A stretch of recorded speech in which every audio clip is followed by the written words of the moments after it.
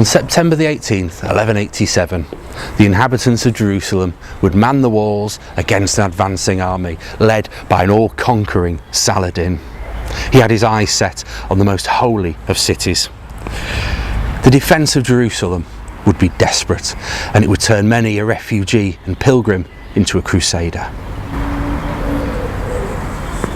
One of those pilgrims was stood on the wall, and with blood gushing from a wound on her face, clad in a makeshift armour and throwing projectiles at the enemy, she stood, in her own words, like a fierce virago. I tried to play the role of a man. This is the story of Margaret of Jerusalem. I hope you enjoy it.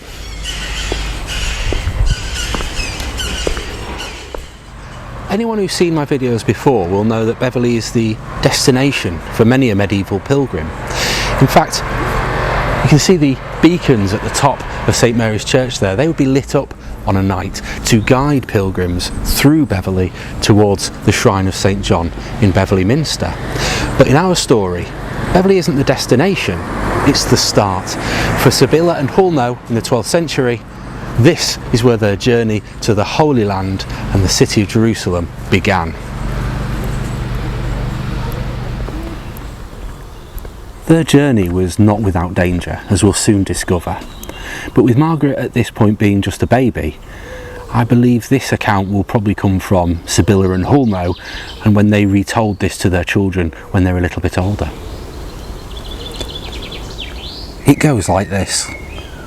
One day, when we were crossing the fertile land, a wolf left his carnage and came at us. My father, seeing him advance on, full of concern for his child, took to using force and guile. We were all three feeble, myself being small, my mother and the ass carrying me. Fear hastened our steps. My father was intrepid. He tore off a tree branch which he dragged behind him, as if playing. Whenever the wolf would come near, my father would shake his branch, and the animal slunk away without harming any of us.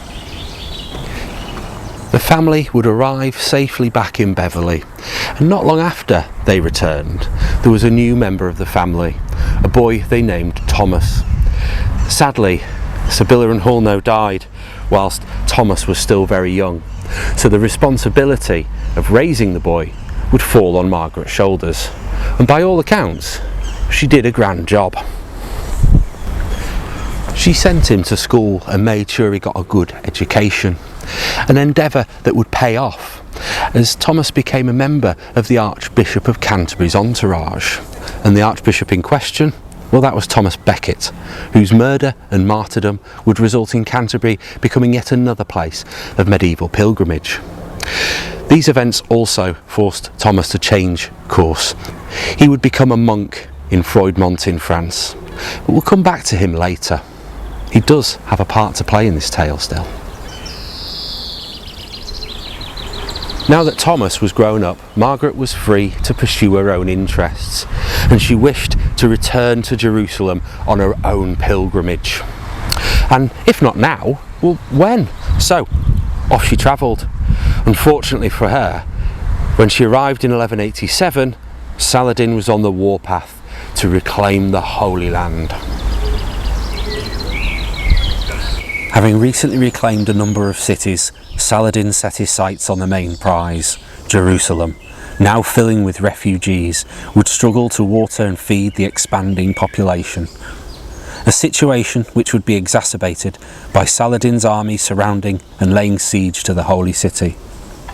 The situation was desperate, and as such, everyone within the city walls had to participate in its defence, including Margaret. Women were often used for bringing food and water to the men fighting the battles. But when there weren't enough men, well, women had to muck in too, picking up weapons and using equipment like catapults in what was a never-ending struggle to keep the enemy out of the city. Margaret would be in the thick of the action. And while she was on the walls, a catapult would hurl a great millstone that burst on impact. A piece of that came off and hit her right in the face. It would cause a deep wound that bled profusely. It's a scar that she would carry for the rest of her life. But I'll let Margaret tell the next part of her story in her own words. During the siege, which lasted 15 days, I carried out all the functions of a soldier that I could. I wore a breastplate like a man. I came and went on the ramparts, wearing a cooking pot on my head as a helmet. Though a woman, I seemed a warrior, and I threw weapons. And although I was filled with fear, I tried to conceal my weakness. 2 weeks after the siege began, Jerusalem fell to Saladin. Margaret would have to pay a ransom to set herself free, but her ordeal was only just beginning. Along with others freed from captivity, Margaret found herself surrounded by the enemy once more, in a city possibly bordering modern-day Turkey and Syria. Between October 1187 and February 1189, she was held as a prisoner. Her ordeal will again be told in her own words. Forced to carry out humiliating tasks, I gathered stones, I chopped wood. If I refused to obey, I was beaten with rods. My chains rusted from my tears. I did not give in to the torment. Eventually, a Christian merchant from Tyre freed her. Dressed only in a sack that scarcely covered her nudity and carrying her only possession, a Bible, she carried on her journey to safety. With only a loaf of bread and whatever route she could scavenge, she travelled on towards Antioch. Waking up covered in snow and having to ford streams, she would describe herself as alone, troubled, lost. I saw nothing except solitude. Whilst in Antioch, her life was in danger yet again, as Saladin's forces clashed with Christian armies once again. She was besieged for a third time. Now, I don't believe the fight had left Margaret just yet, but things were going to get even more difficult. She was accused of stealing a knife. For that, she was imprisoned, sentenced to death.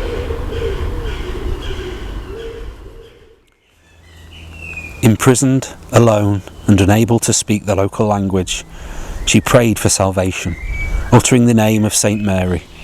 Supposedly, moved by her piety, her jailer freed her from her captivity. In 1191, Margaret arrived in Acre. At that time there was also a peace treaty between Richard the Lionheart and Saladin, which meant she could finally get back to Europe. And she did so in style, visiting the holy sites of Rome and Santiago de Compostela on the way.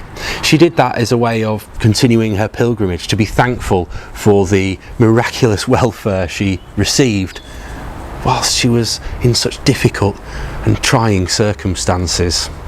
Her final destination, though, would be France and her brother Thomas. So much time had passed since the siblings had seen each other that Margaret had to prove her identity to her brother, telling Thomas, "Our father had 3 children, and you see in me the only daughter he had. Why do you hesitate any longer? Sibylla was our mother. She gave us the light of the day, and Hulno was our father." The reunion would bring tears of joy, and Margaret, with her many stories, would regale her brother with tales of her tumultuous journey. In fact, it was Thomas who wrote down those stories, which is why we can hear from Margaret's experiences in her own words. Margaret chose to live a more peaceful life for the years she had left. She entered a nunnery close to her brother Thomas, where she lived until she died in either 1214 or 1215.